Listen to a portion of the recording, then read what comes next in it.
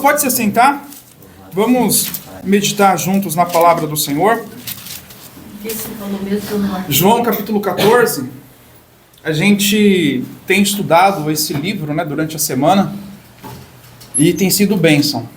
Para mim tem sido uma grande bênção estudar João capítulo de 13 a 18, que é a noite em que Jesus ele tem ali momento de intimidade com seus apóstolos. É a noite em que Jesus ele faz revelações aos discípulos. E para mim é o momento em que Jesus ele tem aquele momento de maior aproximação com os discípulos, mostrando a eles o amor que ele tinha por eles, pelos discípulos. Quando a gente lê esses 5 capítulos, a gente vê Jesus ele falando para os discípulos assim: olha, eu amo vocês. E o que eu estou fazendo aqui é por amor a vocês. Não diretamente aos 11 que ali estavam, mas é diretamente a toda a humanidade, a todos aqueles que iriam crer nele como sendo verdadeiramente o Filho de Deus. Então, Jesus, ele diz para os seus discípulos no capítulo 14, do versículo 1 ao versículo 3, não se turbe o vosso coração, credes em Deus, credes também em mim. Na casa de meu pai há muitas moradas. Se não fosse assim, eu vou-lo teria dito, vou vos preparar lugar.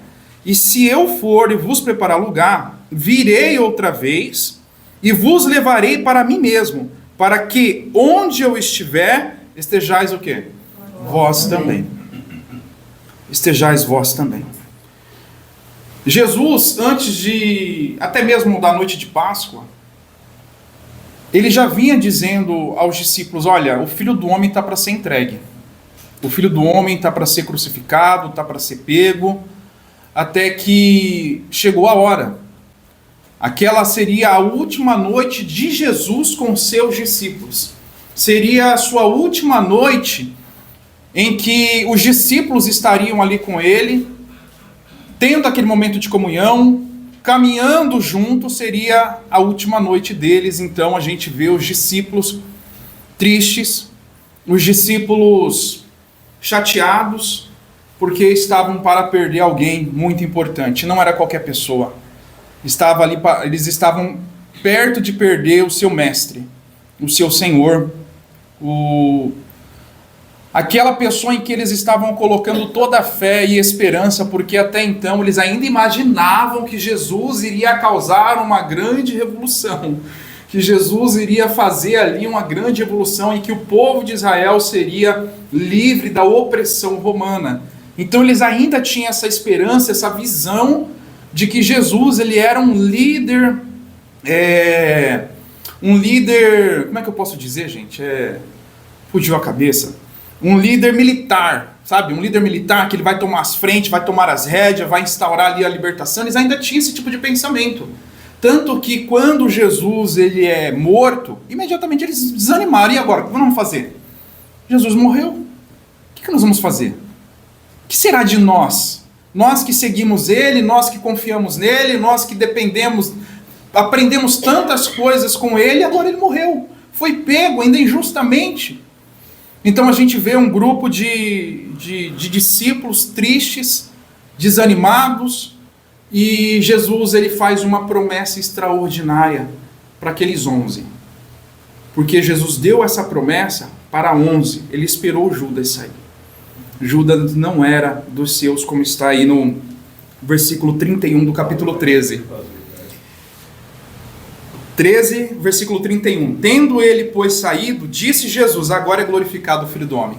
Tendo Judas saído para poder fazer a sua parte, porque ele quis assim, então Jesus ele pegou os 11 e falou assim: olha, sentem aqui, meus amigos, meus irmãos, sentem aqui comigo, vamos conversar um pouco.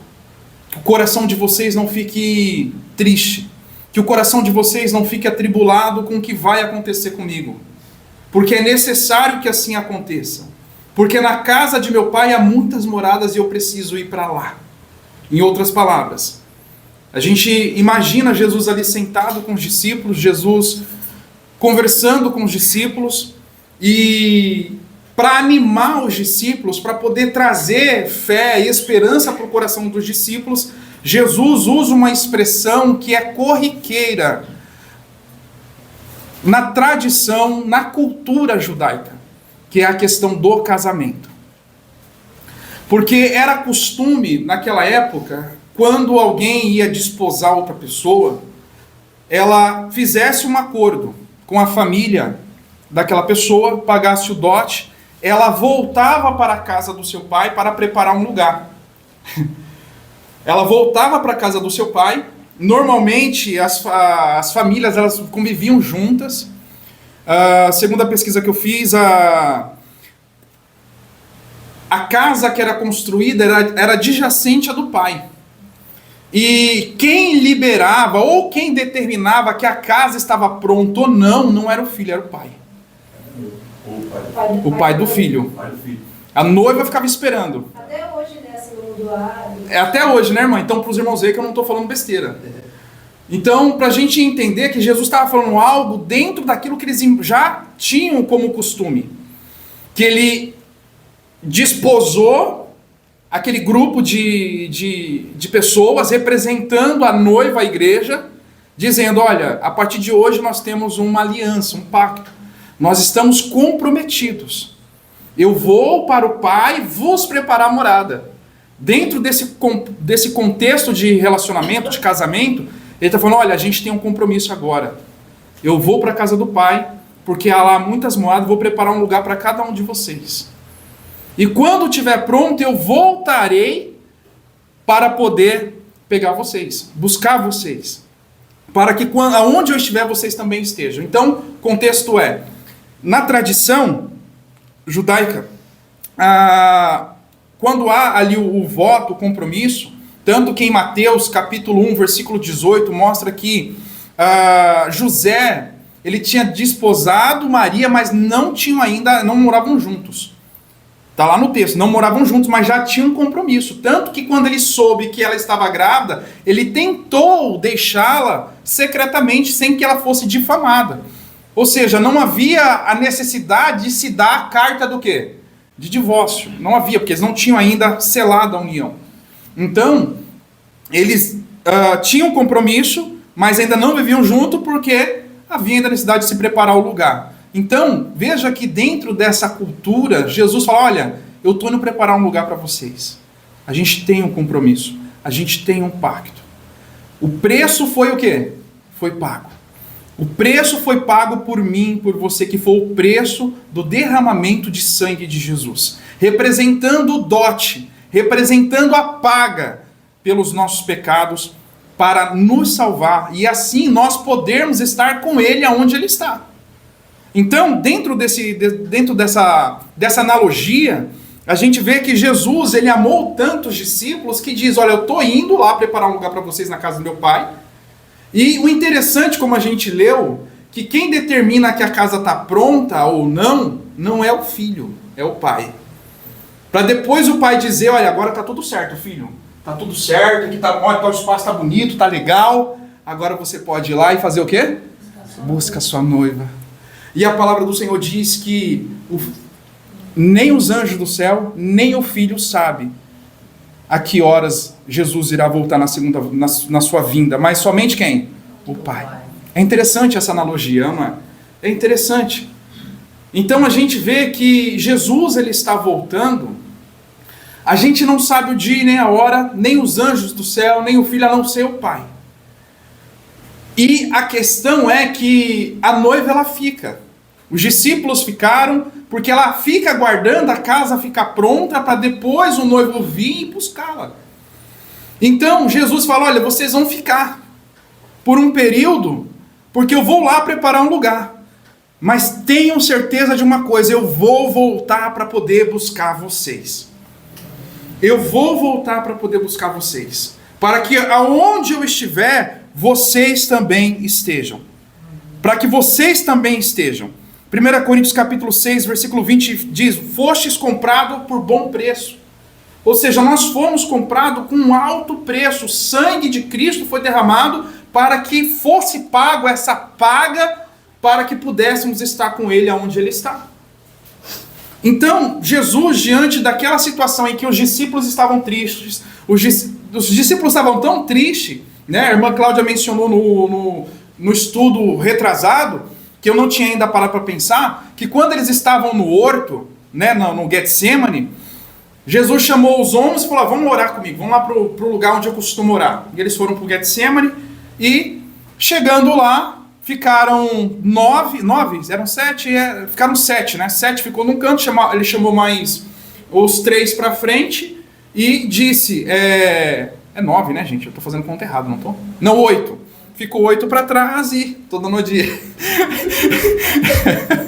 tô dando uma de... Bom, não vou mencionar o nome da ex-presidente. Faz umas contas maravilhosas. Então, e aí ficou 8 numa distância, chamou 3 para poder orar com ele, para poder ajudar ele na oração. E aí quando ele volta, a palavra do Senhor diz que eles estavam dormindo de tristeza. Eles não estavam dormindo porque estavam cansados, estavam dormindo de tristeza. Porque eles sabiam que Jesus haveria de ser pego e seria morto. Tanto que tem uma passagem que diz que Jesus falou: olha, eu importo ir para Jerusalém. Ele falou: Senhor, não vai, porque eles vão te pegar e vão te matar. Eles vão te matar, Senhor, não desce para Jerusalém. Então a gente vê que os discípulos tinham ciência do que iria acontecer com Jesus, ao ponto deles estarem tão tristes que Jesus reforça essa promessa, Jesus dá essa promessa para eles, representando a promessa que ele fez para toda a igreja cristã, para toda a igreja dele, de que ele voltaria para poder buscar aquele que estivesse esperando a sua vinda. Vocês vão ficar, mas eu vou voltar. Eu vou, mas vou voltar.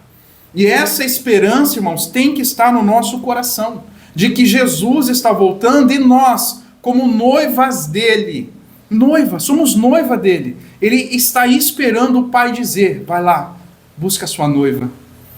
Busca lá a sua noiva, porque está tudo pronto, tudo preparado. Mas a pergunta, irmãos, que fica no meu coração, no seu coração, não é por que Jesus está demorando. Né? Porque ele falou: eu vou. Ele foi para os discípulos escreveram, deixaram isso registrado, que ele foi, mas voltaria. O apóstolo João, dentre os 4 evangelhos, é o que dá esse destaque, de que essa promessa foi firmada, reforçando assim que nós, irmãos, espiritualmente, nós não somos pessoas solteiras. Nós temos um compromisso sério com Jesus. Nós estamos aguardando alguém que é vivo, que ele é vivo, ele está vivo, e nós estamos aguardando ele voltar. Nós não podemos nos sujar, como é que se diz? Flertar com o mundo, porque o mundo representa Jezabel, o mundo representa a Babilônia, o mundo representa a mulher das prostituições, né? Ou seja, que prostitui todas as nações. Então nós não podemos ser essa mulher que o mundo quer que nós seja. Eu digo a mulher no sentido espiritual. No sentido espiritual. Nós não podemos. Nós temos que nos santificar e assim aguardar, nos preparando. Tanto que o apóstolo Paulo vai dizer que ele estava preparando a igreja, se eu não me engano, de Corinto, para que ela fosse apresentada como uma noiva, sem ruga, sem mácula e sem mancha, para um noivo, para uma pessoa. Então veja que interessante, irmãos. Nós somos a noiva do Senhor Jesus Cristo. E nós precisamos estar nos santificando, porque Jesus está voltando. Quando ele disse isso para os discípulos, é interessante que o Senhor disse para eles: olha, para onde eu vou, vocês não podem ir agora, mas depois vocês vão vir. Depois vocês me seguirão. Mas o tempo se passou, milhares de anos se passaram, Jesus deixou essa promessa de que ele viria. O problema é que nós imaginamos, né, é que nós não conseguimos entender a dimensão do tempo de Deus, porque ele diz que um ano para 1000 anos é como um ano, e um ano é como 1000 anos. Um dia, obrigado. Um dia é como 1000 anos e 1000 anos como um dia. Ou seja, é algo bem extremo, né? Assim, fora da nossa compreensão, da nossa lógica. Então a gente vê que para nós parece demorado. Para nós parece demorado. Mas existe um propósito para essa demora, que é a salvação de todo o homem. Porque ele não quer que ninguém o quê? Se perca, mas que antes venha o arrependimento. Então ainda há pessoas para serem salvas, tanto que na sua oração ele diz: Pai, eu não rogo para que os tire do mundo, mas para que os livre do mal, e também oro para aqueles que irão o quê? Que irão crer. Veja que se passou, irmão Mauri, tantos anos e hoje nós cremos porque Jesus orou por nós. Para que nós fôssemos guardados, para que nós não desfaleçamos, viéssemos a desfalecer da fé, para que nós fôssemos guardados e livres do mal. Não é livre das aflições, mas livre do mal. Que o mal não pode tocar nas nossas almas. Porque a nossa alma está chancelada, selada pelo Espírito Santo, que faz com que nós clamemos: Abba, Pai. Outrora nós éramos inimigos de Deus, e agora nós podemos chamá-lo de papai, ou paizinho, dependendo da tradução. Paizinho. Vocês já pararam para refletir que amor extraordinário? Que amor grande? Como Jesus ele cuidou dos seus discípulos, como Jesus ele cuidou da igreja. Quando ele cuida dos discípulos, ele está cuidando da igreja. Então, essa noite que Jesus teve com os discípulos aqui foi uma noite que ele estava firmando com a igreja um pacto: estou indo, mas estou também voltando. Eu não vos deixarei órfãos, como diz aí no capítulo 14 ainda, 14 no versículo 18. Com a promessa do envio do Espírito Santo, Jesus diz: olha, não vos deixarei órfãos, mas voltarei para vós. E quando Jesus ele falou: olha, é necessário que eu vá, mas eu não vos deixarei órfãos. E enviarei quem? O Espírito Santo. Porque ele vos guiará. Ele vos guiará no caminho da verdade, está no versículo 26. Mas aquele Consolador, o Espírito que o Pai enviará em meu nome, esse vos ensinará todas as coisas e vos fará lembrar de tudo quanto tenho vos dito. Deixo-vos a minha paz vos dou, não vou-la dou como o mundo a dá. Não se perturbe o vosso coração, nem se atemorize. Jesus mais uma vez reafirmando com os discípulos de que a promessa, as palavras que ele estava dando aos discípulos eram palavras verdadeiras e fiéis, de que eles não precisavam se entristecer, se desesperar, porque em seus corações haveria de ser derramado o Espírito Santo, que os ensinaria e faria-os lembrar de tudo quanto eles aprenderam naqueles 3 anos que eles caminharam com Jesus. Ou seja, vocês não vão ficar sozinhos. E esse mesmo Espírito seria derramado em todos os corações, de jovens, de velhos, crianças, moças, rapazes, cumprindo assim a promessa de quem? A profecia de Joel, que o Espírito Santo nos últimos dias haveria de ser derramado nos corações. E esse mesmo Espírito é o que nos garante que, primeiro, não estamos sós. Segundo, Jesus está vivo, tanto que o seu túmulo está vazio. O seu túmulo está vazio, ele está vivo, e porque ele está vivo, ele vai voltar para nos buscar. E o Espírito Santo garante isso em nossos corações. Ele garante isso. Quando a gente vê todas essas coisas acontecendo, a primeira coisa que vem à nossa mente é o quê? Jesus está voltando. Meu noivo está chegando. Meu amado está se aproximando. Tem até lá em Lamentações, né? Lamentações não, perdão, é Cânticos, né? Que fala do meu amado. Eu sou do meu amado é meu, né? Ou seja, Jesus ele está vindo buscar a sua amada igreja. Ele está vindo buscar a sua amada igreja. E nós precisamos, irmãos, estar nos preparando, porque como eu estava dizendo, o problema não é a demora. A pergunta que nós devemos nos fazer é: eu estou preparado para me encontrar com o meu noivo no altar? Eu estou preparado? Eu estou pronto para me encontrar com ele? Imagine quem pôde celebrar um casamento. A gente vê como o ritual é bonito, é belo, não é? O noivo ele passa pela multidão, a multidão toda olhando, vendo, e aí ele para num lugar. Imagina Apocalipse capítulo 18, 19, que fala das bodas do filho do cordeiro, da boda do cordeiro, né? Que é a festa do cordeiro, o grande casamento do noivo com Jerusalém, né? Com a noiva. Então, imagina aquela festa. Se a festa de pobre já é bonita, mas se a festa de pobre, a minha festa foi bem pobrezinha, mas para mim foi linda, foi maravilhosa. Tem até hoje na minha mente, a gente tem até guardado no DVD.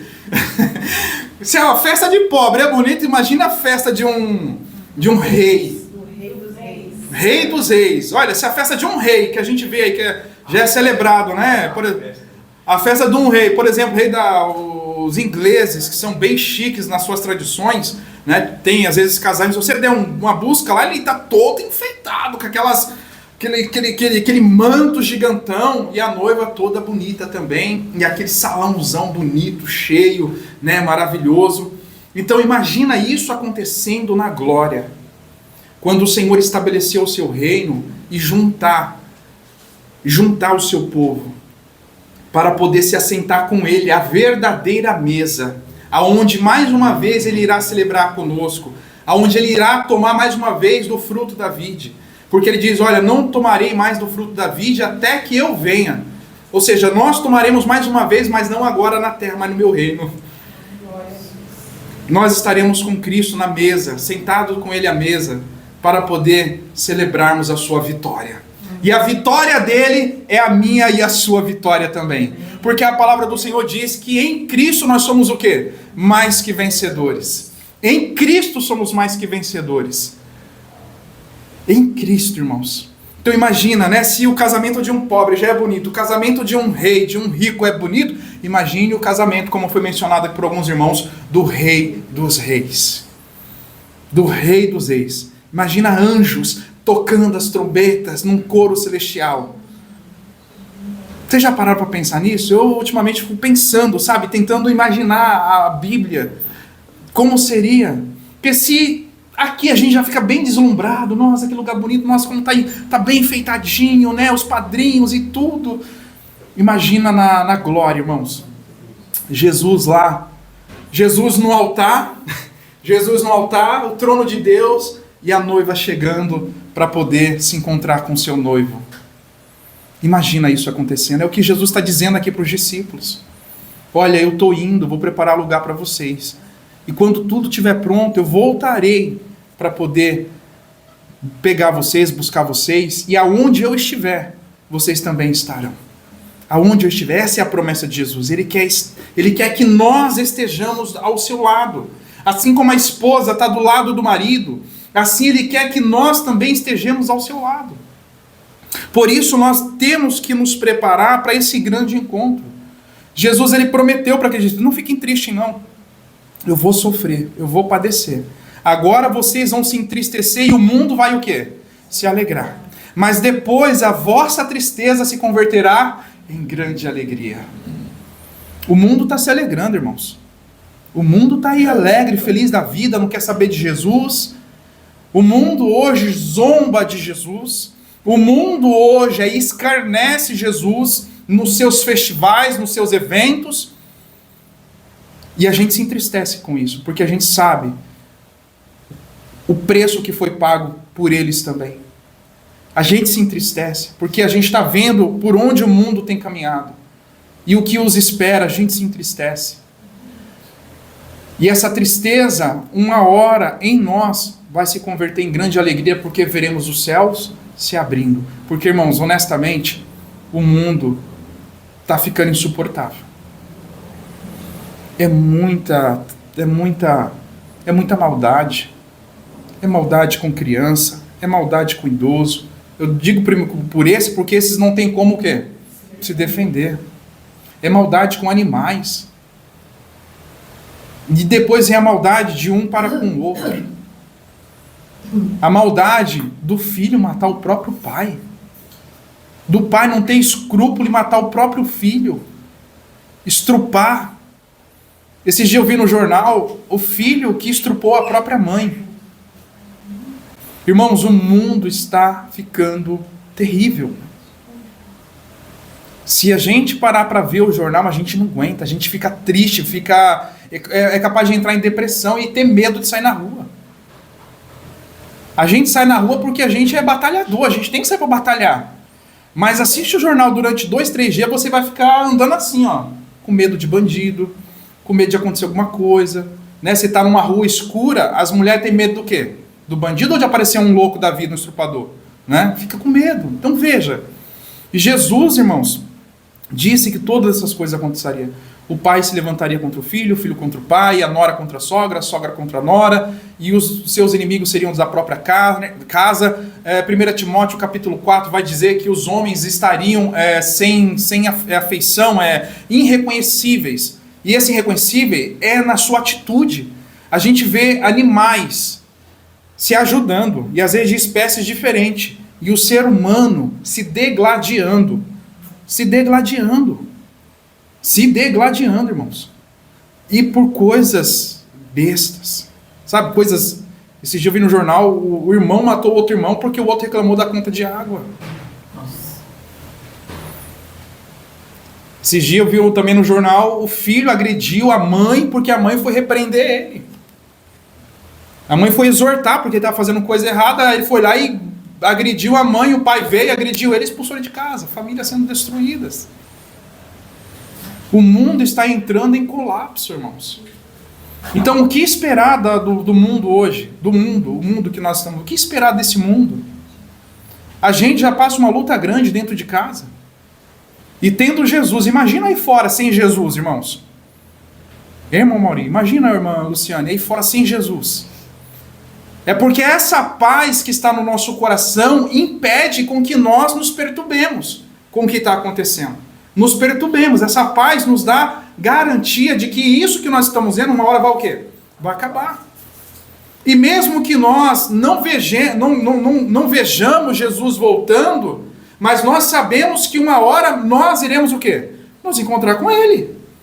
Na nossa morte natural, ou sei lá que tipo de morte, mas uma hora nós vamos nos encontrar com Ele. A esperança que nós temos é que mesmo que nós morramos, nós o quê? Viveremos, porque estamos em Cristo. Nós temos essa promessa dele, porque ele não está morto, e porque ele não está morto, como está em Apocalipse capítulo 1, não me lembro agora se é versículo 18 ou 19, ele fala, olha, eis que estava morto, agora vivo, estou vivo e sou a fiel testemunha. Então, Jesus, por ele estar vivo, ele nos garante vida, ele nos dá essa vida, essa esperança de que mesmo que nós venhamos a morrer, não será o fim, mas será um novo começo. Num novo lugar, num lugar extraordinário, ao qual é chamado de paraíso. O paraíso de Deus. E essa esperança que nós temos é que nós devemos manter em nossos corações. Jesus diz, olha, aqueles que me amam, eles fazem o quê? Guardam as minhas palavras. É guardar essa esperança, é guardar essa promessa que Jesus fez a nós, de não nos contaminarmos com o mundo, de não flertarmos com o mundo, de não compactuarmos com o mundo, mas antes nos santificarmos cada vez mais, ainda mais sabendo que a nossa salvação está mais perto hoje do que quando nós nos convertemos, como diz a palavra do Senhor. Seja na questão de idade, ou seja na questão da vinda de Jesus. A salvação, irmãos, está tão próximo de nós, é que eu fico imaginando, ultimamente estou meio imaginário. Às vezes eu fico imaginando, irmão, a nossa vida, a Bíblia fala que a nossa vida é como uma vela, ela vai se esvaindo, né? Esvaindo que fala. E fora que a gente é como uma taça de cristal. Qualquer hora ela pode quebrar. Na tradição grega, se eu não me engano, a gente é ligado por um fio de cabelo. Qualquer hora esse fio pode ser cortado. Isso representando a fragilidade da nossa vida. Ou seja, a qualquer momento nós não podemos, a qualquer momento, talvez nós não estaremos mais por aqui. Quantas pessoas a gente conheceu que fala, poxa, essa pessoa é cheia de vida. E quando foi ver, ou morreu por morte natural, ou morreu por um acidente, ou morreu por alguma coisa que a gente, poxa, uma pessoa tão cheia de... Né? A gente costuma dizer, uma pessoa, poxa, tão cheia de vida, uma pessoa que tem tudo pela frente, um jovem, uma jovem, nós tínhamos um casamento lindo e acabou morrendo, né? Algo trágico. Isso me faz refletir uma coisa. A minha vida aqui ela é passageira. A qualquer momento eu posso ser tirado desse mundo. E o que Jesus disse para aquele homem rico? Louco, essa noite pediram a tua alma. O que tens preparado e para quem será?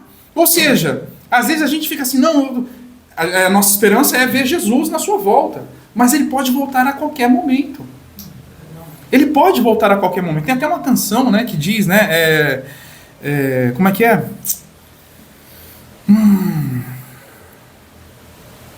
Como é que é aquela canção que eles tocavam? Normalmente se toca quando tá havendo muita guerra e rumor de guerra. Um dia, o sol, que o amanhã. Eu esqueci como é que ela é a mesma, Cláudia, você lembra? Na escuridão. Na escuridão. Ou Simon Garfunkel. Como é que é? Dá um Google aí pra mim, dá a letra aí que eu vou tentar cantar. Mas a letra é bonita, é uma letra falando realmente na última hora, né? Que a gente tem que aproveitar cada minuto para estar com Jesus, porque a gente não sabe o dia nem a hora, né? E às vezes eu tô assim, poxa, a gente está aqui, do nada pode acontecer alguma coisa. O Carlos perdeu um sobrinho esses dias, 46 anos. 46 anos, né? Jogando bola. Aí, jogando bola. Irmãos, a gente é como um cristal. A esperança que tem que estar no meu e no seu coração é de que se Jesus voltar, seja na sua vinda com o céu se rompendo ou na nossa morte, que nós estejamos com Ele nas duas circunstâncias. Nas duas circunstâncias. Porque a gente não sabe o que dia e que hora, mas a promessa que nós temos é que Ele quer que nós estejamos aonde Ele está. E Ele está no reino de Deus. Ele está com o Pai, só esperando a ordem do Pai para poder buscar a sua noiva, a sua igreja, o seu povo, que foi adquirido com alto e bom preço. E diante desse acordo, diante desse pacto que Ele tem, quem tem sido fiel? Nós temos sido fiel a esse pacto, a essa aliança. Este é o Novo Testamento que é feito aonde?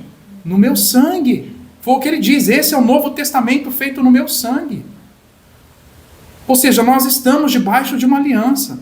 Nós estamos debaixo de um pacto. E diante dessa aliança, desse pacto, como nós estamos aguardando a vinda dele? Como? Como nós estamos aguardando? De que maneira nós estamos aguardando a vinda do Filho de Deus? Como verdadeiramente noivas? Ou como, como é que se diz? Conhecidos, né? Somos só conhecidos dele. Somos conhecidos, conheço ele, mas ele não me conhece. Não posso ser só um conhecido, eu tenho que ser a noiva dele, eu tenho que me portar como uma noiva. Lembremos das 10 virgens. O problema das 10 virgens não era o dormir. O problema é que 5 se prepararam. Porque pode acontecer do atraso, da pessoa se atrasar. Mas também 5 se prepararam. E as outras falam, não, o que nós temos vai dar certo aqui, vai dar tudo certo, a gente vai conseguir. Até que se ouviu o quê? A voz, eis o noivo. E eu vou dizer uma coisa para vocês, irmãos. A gente está ouvindo essa voz já tem bastante tempo, eis o noivo. Ou não temos? O noivo está o quê? Chegando. O noivo está voltando. E aí é hora de acordar, irmãos. É hora de cada um acender sua lâmpada. Porque a tendência do que nós vemos no mundo, a coisa é melhorar? A tendência é piorar. É hora de a gente encher cada vez mais a nossa vasilhinha, nos encher do azeite, de ter mais comunhão com Deus, para poder, quando Jesus voltar, podermos estar com as nossas lâmpadas acesas e ir para o seu reino. Irmãos, Jesus está voltando. E o que Jesus ele fala para os discípulos é: amem uns aos outros assim como eu vos amei. Eu vos amei. Eu vos dei exemplo de amor. Amai-vos uns aos outros. Sede fiéis. E nós precisamos, irmãos, exercer esse amor. A gente precisa, irmãos, confiar em Deus, derramar o nosso coração diante do Senhor, porque Ele foi preparar um lugar, mas Ele disse também que voltaria quando esse lugar estivesse pronto. E a gente não tem dúvida que não falta muito para a vinda do Senhor. Não falta muito. A gente só não sabe o dia. A palavra do Senhor em Marcos, eu não sei se é capítulo 10, mas diz que não sabemos se é ao cantar do galo, será ao meio-dia, à terceira hora ou à meia-noite. Ou seja, o apóstolo Marcos ele diz, olha, vocês não vão saber a hora. A única hora que vocês têm que saber é uma coisa, estejam preparados. Vigiai e o quê? E orai. Em todo o tempo. Em todo o tempo. Vigiai e orai em todo o tempo. Porque aquele dia se aproxima em que o pai vai dizer, meu querido filho, pega lá tua noiva, traz aqui para casa. Então, diante dessa promessa que Jesus fez aos 11 representando a igreja, guarde essa esperança no seu coração. Se prepare para se encontrar com o Senhor. Se santifique-se cada vez mais ainda, porque a palavra do Senhor diz, aquele que é santo, santifique-se mais ainda. O injusto, ele vai ficar cada vez mais injusto. O que esperar dessa injustiça que a gente está vendo aí? Você acha que vai melhorar alguma coisa? Vai ter cada vez mais injustiça. E a sujeira, aquele que é sujo, ele vai o quê? Se sujar mais ainda. Então por isso que a gente vê toda essa podridão. Porque as pessoas, elas não vão buscar a santificação, elas vão se sujar cada vez mais. Mas o Senhor diz, aquele que é santo, santifique-se mais ainda. E nós devemos buscar a santificação, porque sem santificação, ninguém verá o Senhor, irmãos. Então vamos juntos nos santificar, para que possamos nos encontrar com o nosso noivo, com o nosso Senhor que entregou a sua vida por nós. Amém, meus irmãos? Então,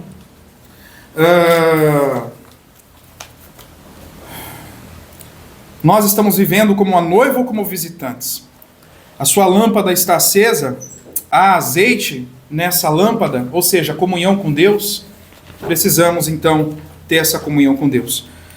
Amém, meus irmãos? Então, guardemos com firmeza essa confiança. Não se turbe o vosso coração. Credes em Deus, credes também em mim. Na casa de meu pai há muitas moradas. Se não fosse assim, eu vos teria dito, vou vos preparar lugar. E se eu for e vos preparar lugar, virei outra vez e vos levarei para mim mesmo, para que aonde eu estiver, estejais vós também. Amém? E nós sabemos qual que é o caminho para esse reino. É Jesus, porque ele disse, eu sou o caminho, a verdade e a vida. Nós precisamos estar neste caminho, porque em breve nós nos encontraremos com o nosso Senhor.